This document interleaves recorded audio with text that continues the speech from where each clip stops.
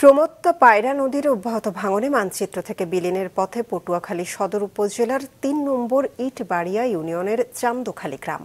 জমি জমা ঘরবাড়ি হারিয়ে নিঃস্ব এই গ্রামের শত শত পরিবার।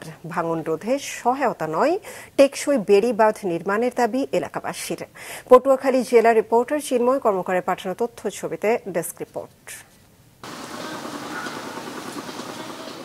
স্ত্রীর ছবি হাতে পায়রা নদীর তীরে বসে আছেন পটুয়াখালী সদর উপজেলার চান্দখালী গ্রামের উমেশ করাতি।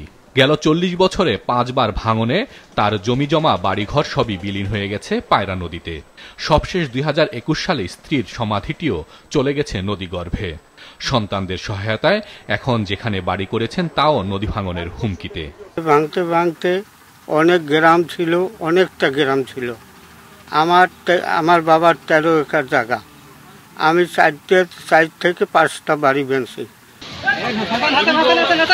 চান্দখালী গ্রামে প্রায় ৩ কিলোমিটার এলাকা জুড়ে ভাঙন অব্যাহত রয়েছে। গত ১ বছরে নদীতে বিলীন হয়ে গেছে আবাদি জমিসহ শতাধিক বাড়িঘর, ২টি মন্দির, ৩টি মসজিদ ও একটি সরকারি আবাসন।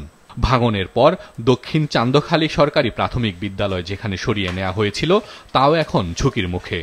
ঝুঁকিতে রয়েছে অনেক বাড়িঘর, দোকানপাট, ২টি আবাসন এলাকা ও বিদ্যুৎ সঞ্চালন লাইনের টাওয়ার সহ বিভিন্ন স্থাপনা। আমাদের জায়গা জমি যেখানে যা কিছু আসল সয় সম্পদ সবকিছু শেষ হয়ে গেছে। আমার বয়সে ৫ থেকে ৬ বার ঘর ভাঙছি। মসজিদ গেছে, মন্দির গেছে, এখানে সরকারি গুচ্ছগ্রাম ছিল তা গেছে। প্রত্যেকটা মানুষ খুবই অসহায় পড়ছে, খুবই অসহায়। তাদের কোথায় থাকবে, কি করবে, এমনকি ধানা জমিগুলোই নদীতে বিলীন হয়ে যাইতেছে। স্থানীয়রা জানান, ঝড় জলোচ্ছ্বাস এলে কোনো কাজেই আসছে না অস্থায়ী বেড়িবাঁধটি। ভাঙা অংশ দিয়ে পানি প্রবেশ করে লোকালয়ে, আর ভাঙনে সব হারিয়ে নিঃস্ব হচ্ছে একের পর এক পরিবার। এই রাক্ষসী পায়রায় আমাকে সব খাইয়ে ফেলাইছে, আমরা বেড়িবাঁধ চাই। সরকার যদি একটু আমাদের দিকে তাকাইতে, একটু যদি বেড়িবাঁধটা ভালোভাবে দিয়ে দিতে, তাইলে আমরা স্থায়ী হয়ে থাকতে পারতাম। আমরা সরকারের কাছে একটি টিকসই বেড়িবাঁধ চাই।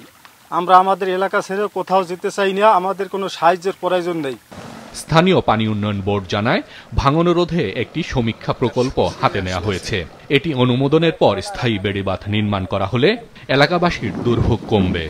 বিস্তীর্ণ এলাকায় ভাঙতেছে, তো এখানে প্রকল্প ছাড়া আসলে ভাঙন প্রতিরোধ করা সম্ভব নয়। তো এই কারণে আমরা ওখানে অলরেডি আমাদের একটা সমীক্ষা প্রকল্প অনুমোদিত হয়েছে। বর্তমানে সমীক্ষার ঠিকাদার নিয়োগ প্রক্রিয়া চলমান। তো যখন সমীক্ষা প্রকল্পে আমরা প্রতিবেদনটা পাবো, তখন তাদের সুপারিশের আলোকে আমরা নতুন ডিপিপি প্রণয়ন করব। পটুয়াখালীতে ১৩০০ কিলোমিটার বেড়িবাঁধ রয়েছে। এর মধ্যে পুরো ক্ষতিগ্রস্ত ৬ কিলোমিটার এবং আংশিক ক্ষতিগ্রস্ত ২২ কিলোমিটার বাঁধ।